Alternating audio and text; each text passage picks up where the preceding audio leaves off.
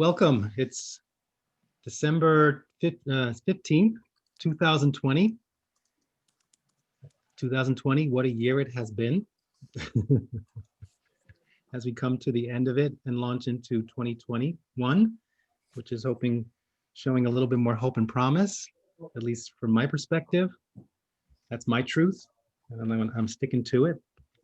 And it's great to see you all. As always, it's great to see familiar faces, great to see new faces as we gather for this weekly practice of reviving the global heart. And as we have been practicing for more than 2.5 years, some of us have been here for quite a while, and I always express a deep gratitude for those who are showing up on a regular basis to be part of this. Not only is it great to see you, but it shows to me that there are people on this planet who are committed to looking at these issues around what is happening on this planet and can we take more responsibility or just noticing what's going on. And that this practice, as I've said from the beginning, is cultivating within ourselves a deeper level of resilience and fierce compassion, a compassion that can hold more beings in our hearts for the purpose of being a protector, a nurturer, or as I've said, a midwife for a process that is a system that is ending, passing on, and a new system that's emerging. So whatever resonates for you, protector, nurturer, midwife, go with that. If there's others, let me know. I'd love to hear. But basically, with this idea that we can be all of that in this idea of reviving the global heart. And of course, I established, I've been last week and for a while, a belief that I have that you could say based on what's unfolding on our planet right now is that our global heart, we as a human species it's not well. And that like a heart, for it to be well, it needs to be functioning well, it needs to be fluid and moving, changeable, adapting, and that because of what's unfolding, we've gotten into patterns where what we could say, we can see the extreme polarization that on some level is causing a sense of stagnation. And we're in this sense of standstill. And what can be the defibrillator, as Chris mentioned last week, that can help us revive that. First, we have to say that. Let's all just say that 3 times fast. Defibrillator. That already is a practice. And be part of this. And what I want to do is explore that further. This is a piece of the section in the book that of the Fierce Civility that I'm writing, Fierce Civility, Reviving the Global Heart, about how we can take a clearer look about what's unfolding and how we can commit to a deeper level of civic engagement. And that takes on a larger proportion than just obligation, that we feel spontaneous in our heart, a desire to be of service and to be part of that. And of course, to go along with this, you have to go along with this idea that the heart needs reviving or restoring, or it needs a new energy. And we can provide that in a sense. One of the first premises in that is to establish that we are all one global heart, in a sense that, and what does that mean for you? And I can take a lot more time to talk about that. I do bring that up in the book, but for yourself to consider, what is your level of commitment, not only to those that you know, to loved ones, but to strangers and maybe even adversaries. This idea that we can become a stronger heart when we become more united, when we connect. And there's a phrase that I use that I think is that in that understanding how we are one, how we are interconnected, how we are interdependent, and that anyone who still thinks that we're not is really not seeing reality as it is. Of course, that's my reality, so I would love to have a discussion with anyone who has a different viewpoint on that. But if you just look about global economics, if you just look about what the coronavirus has revealed to us, on some level, it's been quite a teacher to teach us how even walking down the street, maskless or not, your just basic behavior can have a really serious life impact on someone else, a complete stranger, in a sense. And in essence, how much are we aware of that? That what might be happening on the other side of the planet, how might we be involved in some way? What's happening in the United States of America, politically and all of that? Even though we're not directly creating policy, how might we be involved, either by action or inaction in what's unfolding. And that's not about judgment. It's not about accusing anybody of anything. It's just an awareness of increasing that capacity. And the way I say it is that to think about it, that no one is exempt from both the responsibility and the consequences of what our future holds. No one is exempt from both the responsibility and the consequences of what our future holds.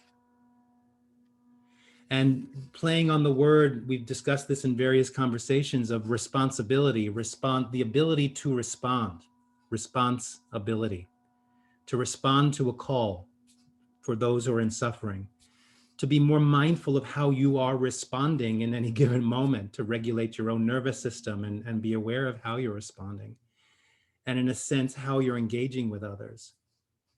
So that's a part of it. And I think for those of us who are gathering, yes, it's a practice for ourselves, but I feel from all of you, based on your reflections, that there's a commitment to something larger than that, to want to be engaged in a way that can perhaps have more of an impact, increasing your scope of impact for what's unfolding on this planet. And in that, I wanted to bring up a concept. So if you look at the standstill and how, like the heart, how it can be suffering if it gets clogged or stuck, how in essence, how we as well as on a global system, because of our extreme polarizations, are seeing the symptoms of how the global heart is ailing. And how each one of us in some ways, either consciously or unconsciously, might be manifesting those patterns.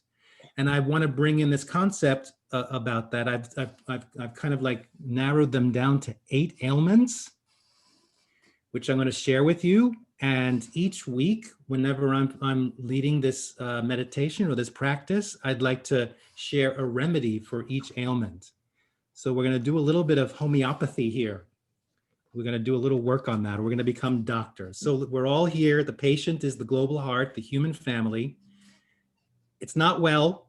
It's struggling. And we're going to identify its symptoms. And then each week, we're going to tackle each symptom and then come up with a remedy for it. And then take that into our practice. So I'm going to say them. I have a slide set up, but I think I'm just going to say them. Sorry for those of you who are more visually inclined, but I can maybe do that at some point as well. Or if someone can type them, if someone might be kind enough to type them into the chat. So how are we all manifesting these symptoms? Some of us more than others. And the 8 ailments are inner storm, goal number 1, inner storm. Number 2 is, an inner storm includes anxiety, distraction, burnout, and confusion. You don't need to type all that, whoever's typing. Number 2 is paralysis, and that can be manifested with cynicism, apathy, or hopelessness. So inner storm, paralysis, fear, which can manifest also as powerlessness or a feeling of being a victim, victimhood. The 4th is separation, that the global heart is calling. These are the ailments that it's causing: inner storm, paralysis, fear, and separation, how we're not feeling our interconnectedness. The 5th is isolation, and the separation has more to do with like labeling and judging and othering, how we label, which is a lot what we're bringing in. The 5th is isolation, which is a sense of separateness or indifference to what's unfolding. Number 6 is arrogance, or a sense of self-importance. Number 7 is self-righteousness. And number 8 is greed. So I'll say them again: inner storm, paralysis, fear, separation, isolation, arrogance, self-importance, and greed. Now, the idea of this is that in this practice we're going to do, it should trigger you. As I talk a little bit about it, on some level, it should trigger you, because that's the best way to heal, is when it's really hitting a pain point, or it's hitting a point that could be opened up to a deeper discussion and contemplation. And the idea of this is that when I give you this, the remedy, which is a statement, you could call it an affirmation, but I don't know if it's an affirmation. But for those of you who are no affirmation practices, you get a statement and you meditate on that over and over again and you learn it. And like medicine, you may not feel in any sense of, you may not feel at the moment any sense of shift, but the more you take the medicine, the more you'll start feeling things in your thoughts, in your viewpoints, your habits, your patterns, the way you're talking and what you're doing, you might start noticing some shifts. So just to keep that in mind, that these are the ailments. And Barbara asked, are they in order of impact or intensity? I would say not necessarily, Barbara. It's a great question. And I would love to have a deeper thought on that and discussion. But for me, I think they're more in an order of from self to other.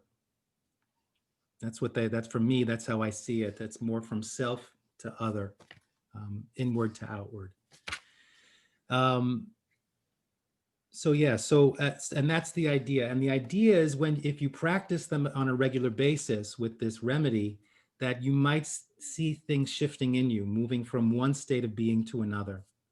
And first, it's recognizing how does the ailment play out within you. You may not notice it, and you may say, that's not one of my ailments. That's great. I'd love to have a conversation about that, just to go a little deeper, see and find out how you came to that conclusion.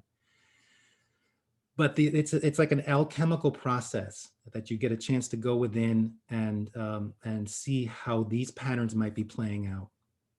So let's take a breath. And I want to talk a little bit about inner storm, and then we'll take that into our practice. Inner storm basically is, so the idea is we're in this sense of standstill, stagnation, the polarization, which is influencing the global heart. And the question is, what comes first? So in a sense, these ailments, are these the causes or the symptoms, or are they both? In a sense, you could say that the global heart is currently causing these ailments within us, and these ailments are perpetuating the situation, you could say. So as we begin to look at this and see if we can shift our viewpoints, habits, patterns, and tendencies, then that's how another way we become part of the overall global healing that's unfolding. If we can make that shift, that's going to influence us, it's going to influence those around us. It could increase our scope of influence of how we're showing up in a civic way on the planet for the whole globe, you could say. And that's the slow process of transformation. So in the inner storm, that basically has to do with yourself and how distracted we can get.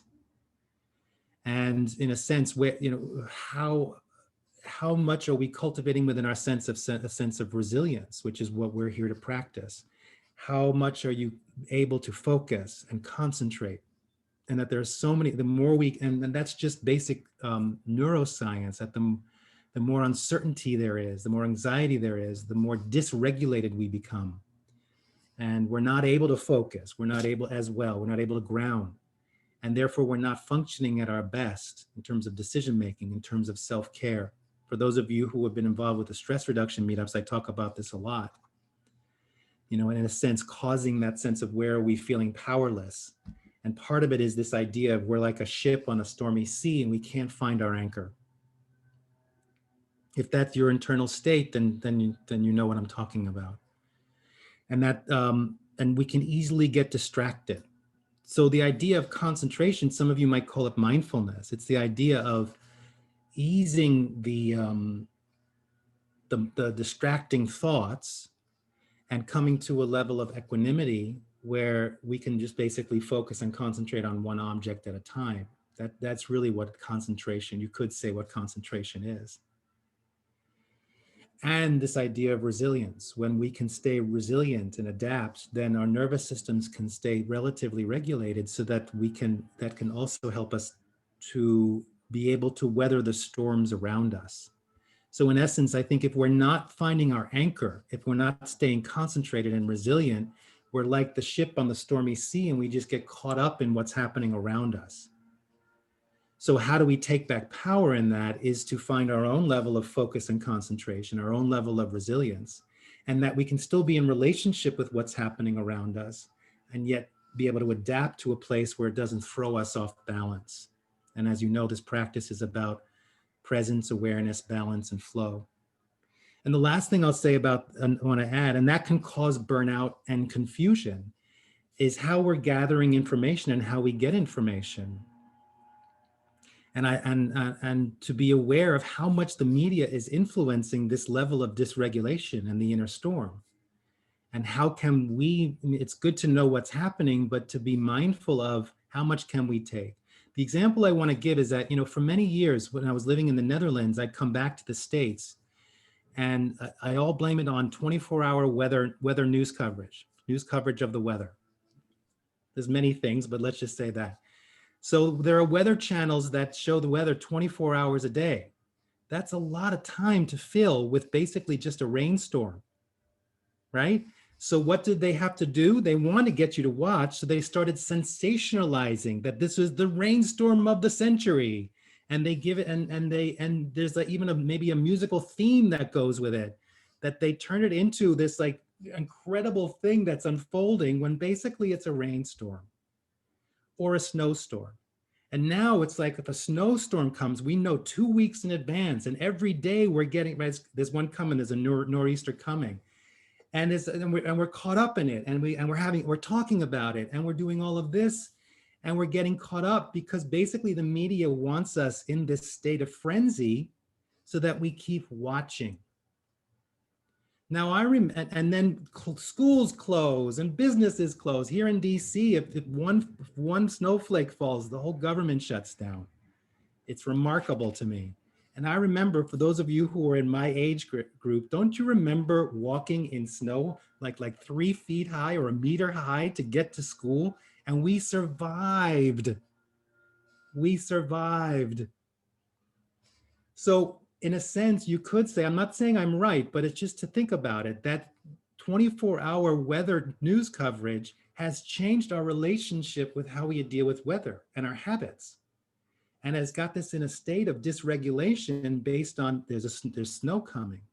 So how do you think news outlets are doing? I'm just talking about the weather now, to just think about it. Oh, Tammy's saying, yeah, in the snow with the uphill in both ways, all of that, and no complaining. You just did it. We are stronger for it. Yes. Shh. Yes, I would say that that's how I see it as well. Yeah. So to just think about this in this practice about how we get dysregulated from news coverage, from what's unfolding, and that we have the power, that even though the news is there, that we have the power to at least stay regulated in that and to keep our level of concentration. So that's the ailment, how all of us in the global heart are influenced by this. The remedy is always a statement, and I'll say the statement and then we will bring it into the meditation. The statement is, I cultivate concentration, resilience, and can adapt to a changing world. So the remedy is, I cultivate concentration, resilience, and can adapt to a changing world. Again, that one statement is not going to necessarily give you this deep level of equanimity and concentration or resilience or the ability to adapt to a changing world. But in the repetition of it, in bringing it into your meditation, analyzing it, that you begin to start taking it into every moment, that if you create the new habit of this idea of affirmation or belief that I cultivate concentration, resilience, and can adapt to a changing world, then the moment you start getting dysregulated, the habit will come in to remind you, I have concentration, I can concentrate, I am resilient, and I can adapt to a changing world. So as you see, again, you have the ailment and this is the remedy. The remedy isn't instant, like taking one pill and it's all done. It's something you take on a regular basis and slowly it starts having its influence. And what happens is your viewpoints, habits, patterns, and tendencies transform from the scattered inner storm to more of a sense of inner peace. So let's take that into a practice. I know that was a lot. That was very lectury, perhaps, more than you're probably used to. Tammy says, seems like this sets the intent, which can be like a radio frequency we continually tune into. That's beautiful, Tammy.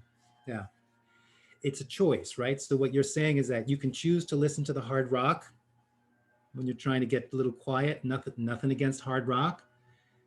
Or you can choose to a station that brings in more equanimity, and it's your constant choice. How are you tuning in? Or it could just be that in between static place, and that you can tune it so that you can get back to the sharpness of who you are, mentally, physically, emotionally, and spiritually. Okay, well, thank you for all that. Let's bring it into our practice. Finding a way to sit where, once again, coming into powers. Actually, you know what? I'd like to introduce, for those of you who are interested, to do this standing. You know what? Let's save that for next time. This time we'll do sitting, and then for next time, no, let's do it standing. I got you a little excited, so let's do that. You don't have to stand. You can stay seated.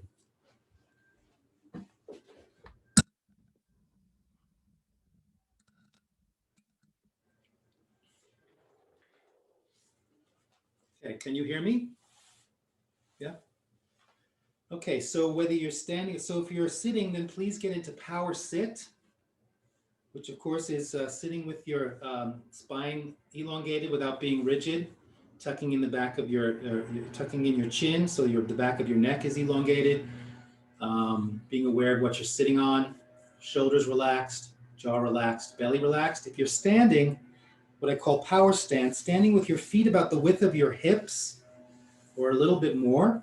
Your feet are pointing forward, flat on the floor. Knees are slightly bent. Dropping your tailbone down. Same thing, elongating your spine, tucking in your chin so you elongate all the way through the top of your head. Shoulders relaxed, belly relaxed. Shoulders relaxed. Bringing your full attention to your center in your lower belly, the width of 3 fingers below your navel, and a third of the way into the body from the front of the body.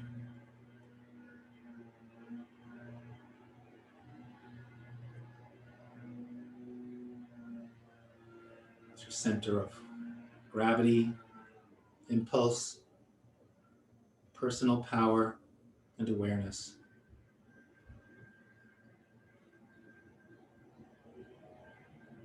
If it feels safe for you, you might want to close your eyes so you can bring in a deeper level of concentration.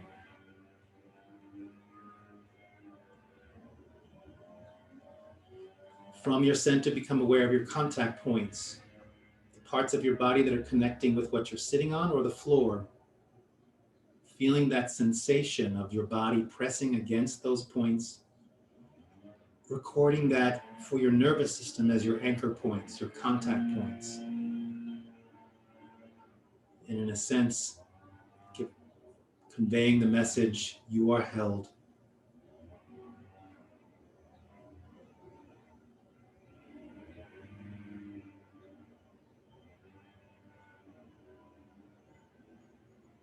Using this practice to cultivate more presence, awareness, balance, and flow.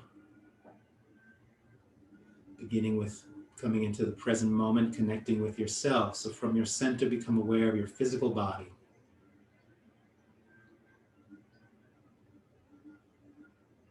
And as you're doing this, just checking in, what's your level of concentration right now? What's your level of resilience right now? As you do that first physically, how much of a level of an inner storm are you experiencing physically?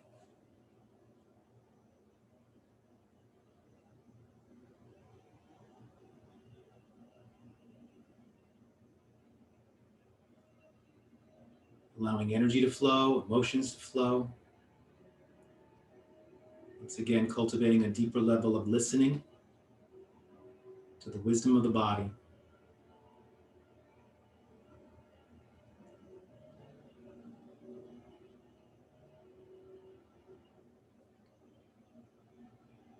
From your center, become aware of your emotions. How's it going for you in your emotional body in terms of a level of inner storm?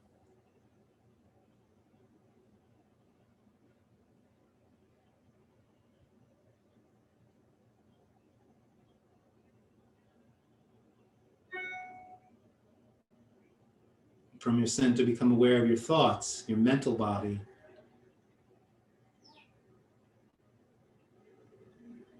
Again, just doing an inventory, checking in for inner storm, levels of anxiety, distraction, burnout, or confusion, physically, emotionally, mentally.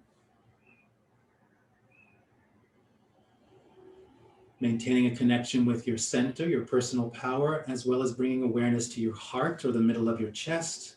Your heart center is your heart power, understanding, wisdom, respect.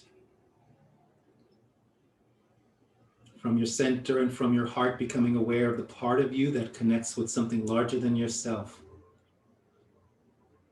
And from that part of you, checking in, becoming aware of what that connection might be in this moment with something larger than yourself.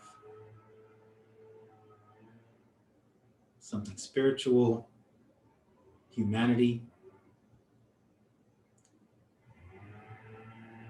You noticing any inner storm around that area at this moment.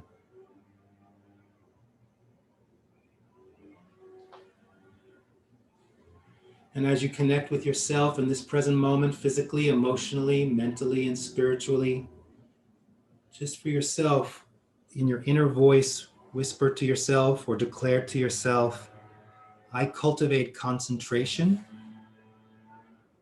resilience,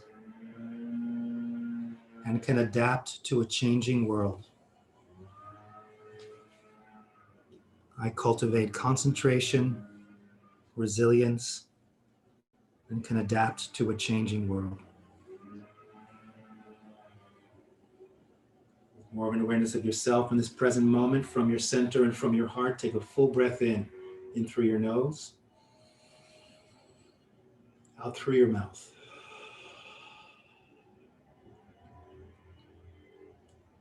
Now with that awareness, noticing what's flowing through your body at this point, with that awareness within yourself, from your center and from your heart, becoming aware of those in this, becoming aware of your surroundings. Behind you, above you. You may want to do this with your eyes closed. You may want to do this with your eyes open. First, start with your eyes closed to get a sense of your surroundings without your eye consciousness.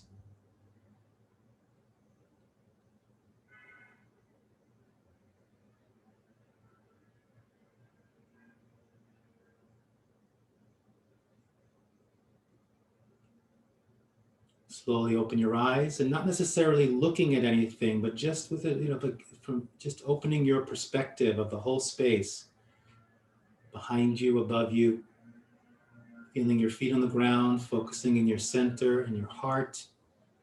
Once again, just saying to yourself or saying it out loud to your surroundings, I cultivate concentration, resilience, and can adapt to a changing world. Make sure your surroundings receive that. It's like, okay, I got that. I cultivate concentration, resilience, and can adapt to a changing world.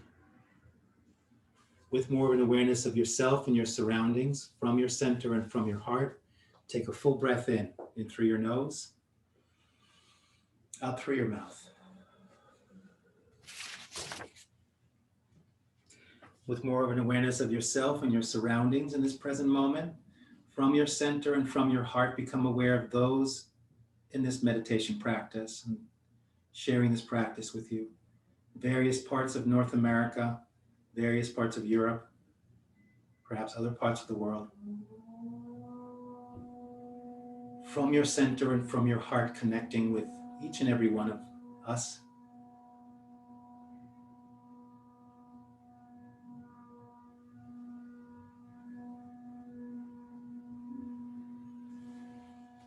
And in your mind's eye, imagining saying to each and every one of us, as we look at it in your mind's eye, as we look at each other, I cultivate concentration, resilience, and can adapt to a changing world.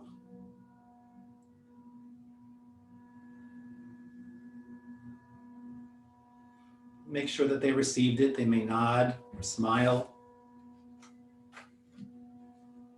And with more of an awareness of yourself, your surroundings, and those in this meditation circle, from your center and from your heart, take a full breath in through your nose and out through your mouth.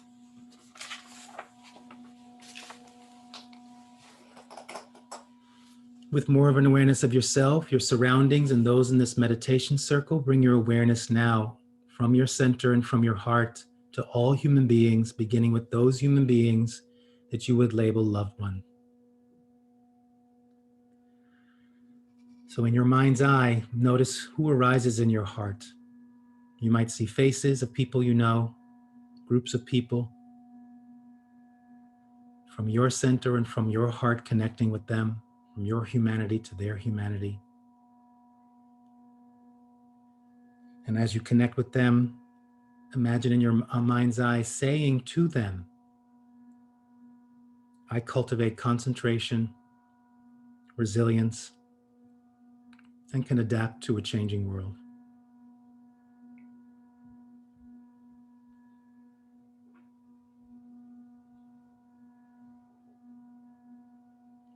From your center and from your heart, become aware of those human beings you would label stranger.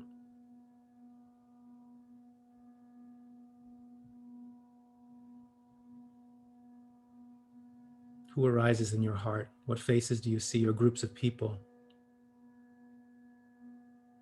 And from your center and from your heart, declaring to them as well, I cultivate concentration, resilience, and can adapt to a changing world.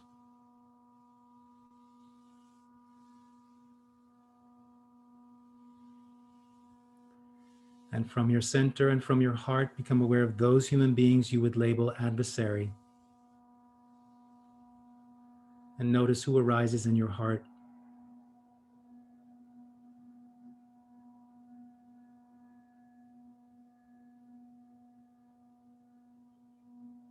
And from your mind's eye, saying to them, as you look them in the eyes, I cultivate concentration, resilience, and can adapt to a changing world.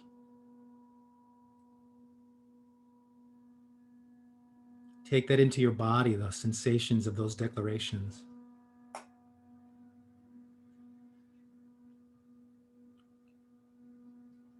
And with more of an awareness of yourself, your surroundings, those in this meditation circle, and all human beings, regardless of how you label them, from your center and from your heart, take a full breath in through your nose and out through your mouth. Take a moment to register the effects at this moment of the practice so far. Has it shifted your experience of your own internal experience, level of inner storm, your level of connection, your awareness, your sense of balance and flow? See all the human beings that you've just declared your statement to, in a sense, nod or bow to you, or nod in acknowledgement.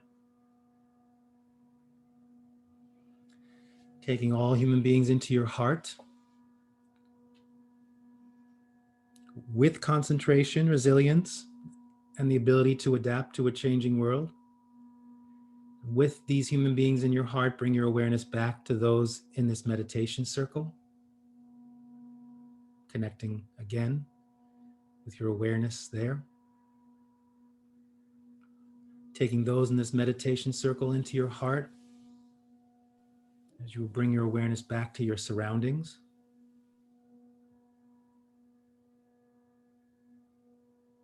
Take your surroundings into your heart as you bring your awareness back to yourself. And with this awareness of the global heart and connection, Again, registering what your experience is now from as opposed to when you started. Taking what you're experiencing now into your nervous system to remember it.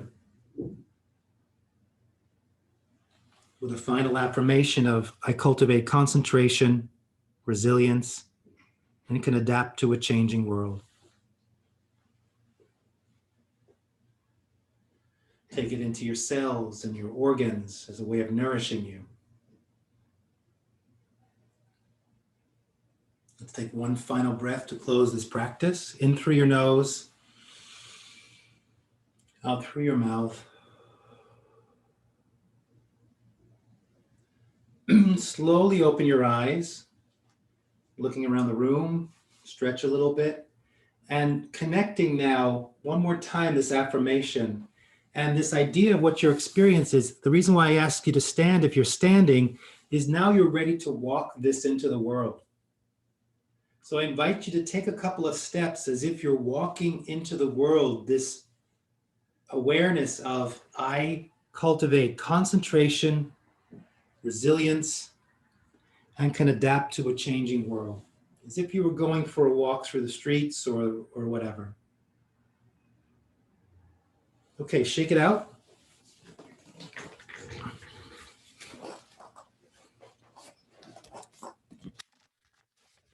So thank you. Thank you for going through that with me. That's one of 8. The other 7 touch on different aspects, which you will discover as we go along. But I'm just curious, any reflections? Anyone want to share based on the things that I said a lot today and took you through an extensive practice? Any thoughts that come up for you? Tim? Well, per usual, Joe, I think this is so timely. And it's interesting. I chose to stay sitting today simply because I was really looking forward to sitting. Yet, what I was taking away toward the end was exactly what you did, which was take steps and walk, in the sense that I feel coming out of this much more ready and able to avoid that thing, which is one on your list, which is victimhood, and to actually get out in the world and do something. So thank you. Wow, beautiful. This is where it starts, right? This is the key, an important key to all of them. So thank you for making that link. Anyone else?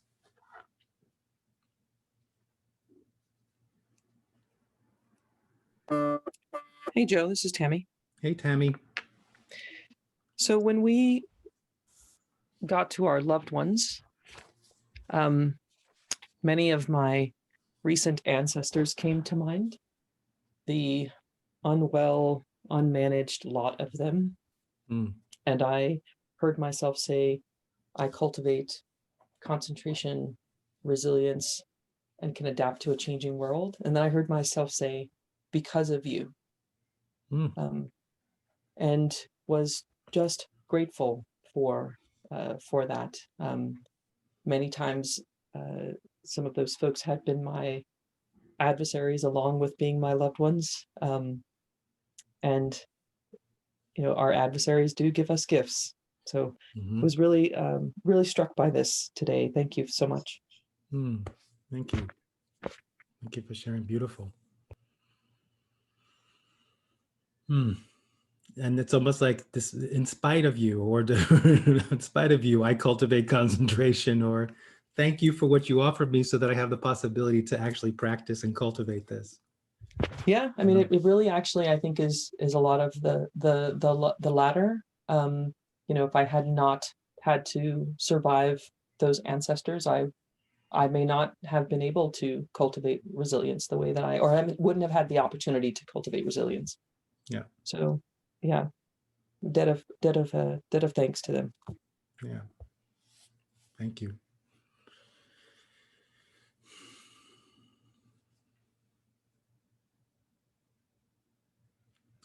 Anyone else?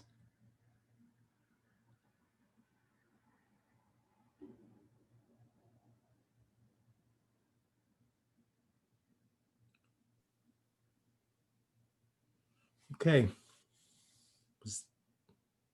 All right, so then anything else about what's going on? And it's not just about the practice, but anything else that's on your heart at this time? Hey, Joe, can you repeat your what you spoke at the beginning? Nobody is exempt from responsibility. What was that bit?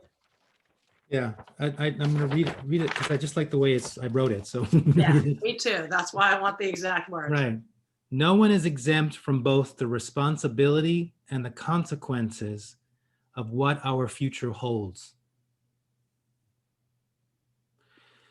So it's overcoming that idea that we may be exempt. Well, I didn't vote for that person, therefore ... Or I'm not engaged in that, so that what's going over there, that's not mine. And to see that whether you believe it to be true or not, and whether it is true or not, the idea of how much can I say, even though I didn't personally cause this, how much responsibility am I willing to take? And just understand that the consequences for what's happening might not affect me directly in a large way right now, but the ripple of it might. Yeah. Thanks very much. Thanks, Tammy, for typing that. Hey, Joe. Yeah. I don't know if you remember the joke where everyone would blame everything on Obama. So it'd be like, if the mailman didn't run when you wanted the mail person to run, you'd be like, thanks, Obama, right? You just blame everything on Obama. So I get that I'm having this like joke in my head about, now like whatever happens, I'm like, oh, thanks, Tammy. Like, so that's kind of the sense of what you're saying, right? That like we are all responsible. So from now on, if something happens I don't like, I'm be like, thanks, Joe. Oh yeah, blame it on me. I'll take it. I'll take it. But that's again the idea of the practice is that by saying that, thanks, Tammy, or thanks, Joe, for yourself, is that it doesn't mean it really happened. It's just a new habit you're cultivating, that your new impulse is, how can I get engaged? Because somehow I might be involved with this. That's the shift into a more spontaneous global civic engagement. Pia says, and then we'll sum up, I appreciate the point well taken about the sensationalism of everything. In the grand scheme of history, our lives are good. Thanks for keeping the big perspective rooted in deep time. Thank you, Pia. Yeah. It's a remembering. Yeah.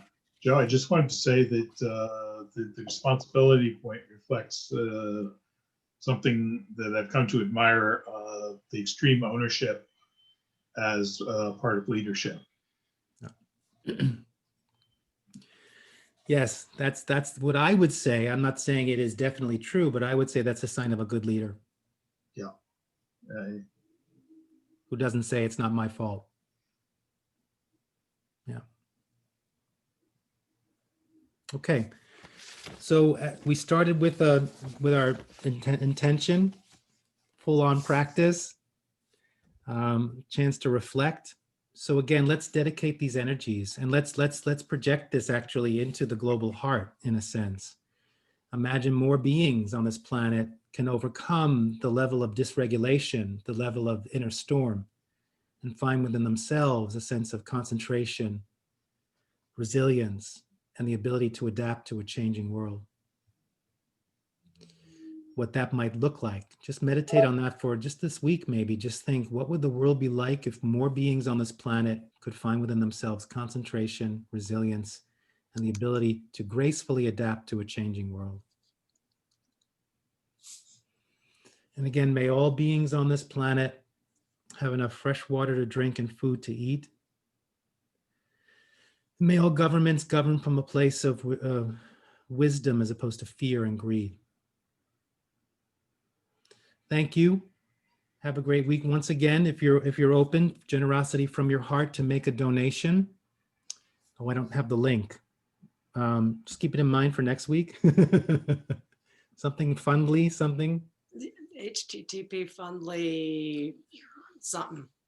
Yeah, just keep it in mind and we'll get up the link next week. All right, and if anything comes up, you can always get in touch with us. have a great week. And as I say, tell more people about this. If you feel there are people who would resonate with this, bring them along. Have a beautiful week. Stay well, stay concentrated, resilient, and adaptive. Bye-bye. Bye-bye. Thank Bye. you all. Thanks.